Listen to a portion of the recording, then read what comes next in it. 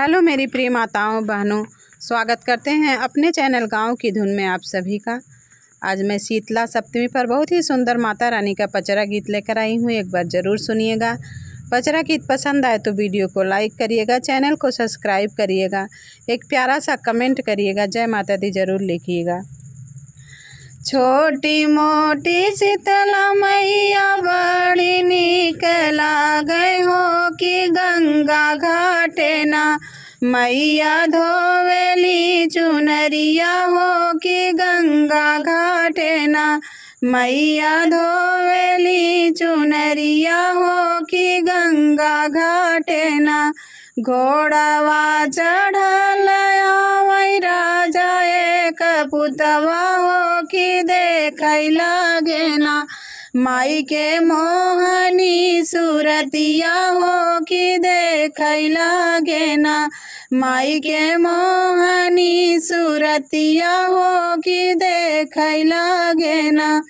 घोड़ावा से उतरे राजा मैया लगा पहुँचै हो कि पकड़ै लागे ना माई के लाल की चुनरिया हो कि पकड़ै लागे ना माई के लाल की चुनरिया हो कि पकड़ै लागे ना।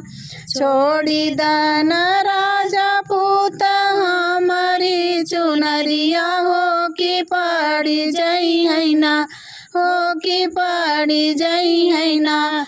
तो पेरे हिया के छिटिया हो कि पड़ी जई है ना तो पेरे हिया के छिटिया हो कि पड़ी जई है ना।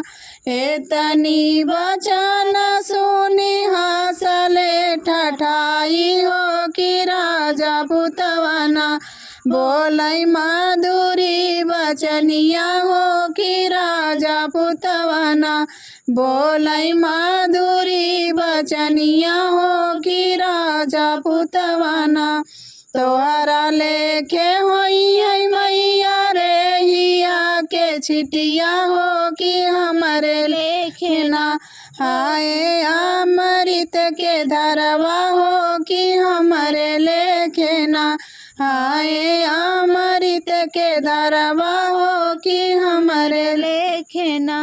राजवा की बतिया सुन के बोलै शीतला मैया हो कि जीनी जानना हमारा हमका सुंदर कन्या हो कि जीनी जानना हमका सुंदर कन्या हो कि जीनी जानना।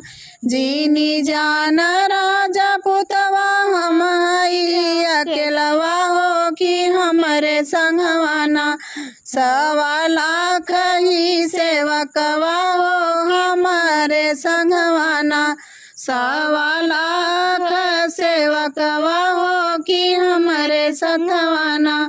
पहिले त देबै तो है जोर के बोखरवा हो कि दूसरी बेरियाना देबै रे हिया के छिटिया हो कि दूसरी बेरियाना देबै रे हिया के छिटिया हो कि दूसरी बेरियाना। ही रहिया छिटिया से दहिया जरी जई है हो कि पूरी दहियाना होई है चेचक के दगिया हो कि पूरी दहियाना होई है चेचक के दगिया हो कि पूरी दहियाना। मैया के रूप देखी राजवा डरैले हो कि गिरी गईले ना शीतला माई के चरनिया हो कि गिरी गईले ना शीतला माई के चरनिया रजवा गिरी गईले ना।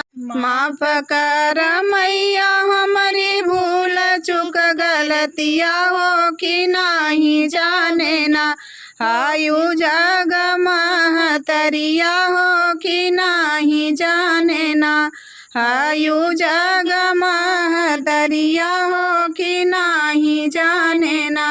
माफ कर मैया हमारी भूल चुक गलतिया हो कि नाही जाने ना, आयु जग महतरिया हो कि नाही जाने ना, आयु जग महतरिया हो कि नाही जाने ना।